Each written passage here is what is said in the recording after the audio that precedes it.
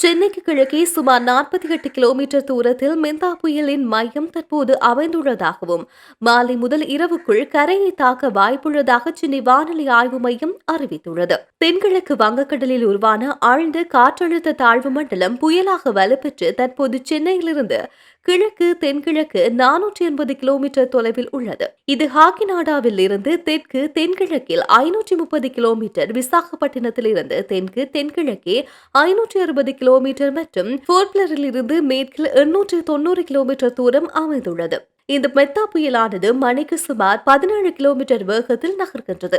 இது வடமேற்கு திசையில் நகர்ந்து நாளை காலை தீவிர புயலாக வலுப்பெற்று மசூலிப்பட்டினம் கலிங்கப்பட்டினத்துக்கும் இடையிலான ஆந்திர கடலோர பகுதியில் காக்கிநாடு அருகே மாலை முதல் இரவுக்குள் கரையடைய வாய்ப்புள்ளது. அப்போது காற்றின் வேகம் மணத்தியாலத்துக்கு 90 தொடக்கம் 100 கிலோமீட்டர் வரையும், சில சமயங்களில் 110 கிலோமீட்டர் வரையும் வீசக்கூடும் என்று கணிக்கப்பட்டுள்ளது. சென்னை, செங்கல்பட்டு, காஞ்சிபுரம், திருவள்ளூர், ராணிப்பேட்டை மாவட்டங்களுக்கு மிக கனமழைக்கான எச்சரிக்கை வெளியிடப்பட்டுள்ளது.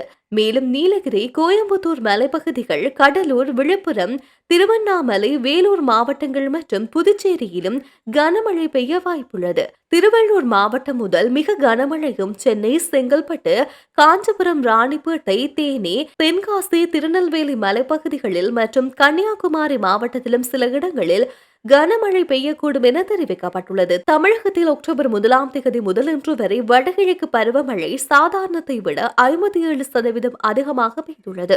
வழக்கமாக 144 மில்லிமீட்டர் மழை பதிவாகும் நிலையில் இவ்வாண்டு இதுவரை 227 மில்லிலீட்டர் மழை பதிவாகியுள்ளது. மாநிலத்தில் 18 மாவட்டங்களில் வழக்கத்தை விட அதிக மழை பெய்துள்ளது.